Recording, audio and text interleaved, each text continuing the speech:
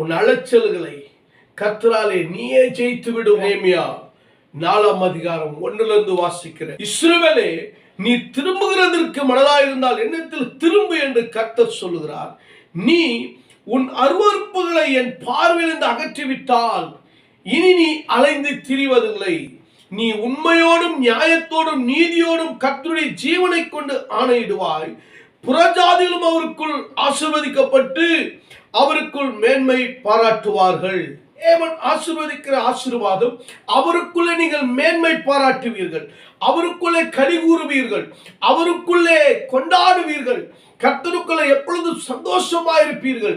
ஆமென். நண்பர்களே, எப்படி பிள்ளைகளே, சத்துருக்களுக்கு முன்பாக தேவனுடைய ஆலயத்தை 52 நாளுக்குள்ள நெகேமியா கட்டி முடித்தார்.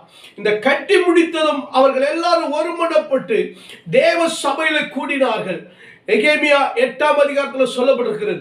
அவர்கள் கூடி தேவனுடைய வசனத்தை வாசிக்கும் பொழுது, தேவனுடைய சத்தத்தை கேட்கும் பொழுது, தேவனுடைய வார்த்தையுடைய வாழ்க்கையை மாற்றிட்டுங்க எங்கள் பாவங்களை அறிக்கையிட்டார்கள். அவர்கள் கதறி அழுதார்கள்.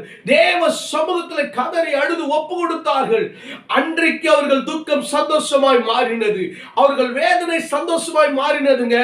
மனம் திரும்புதல். ஹல்லேலூயா.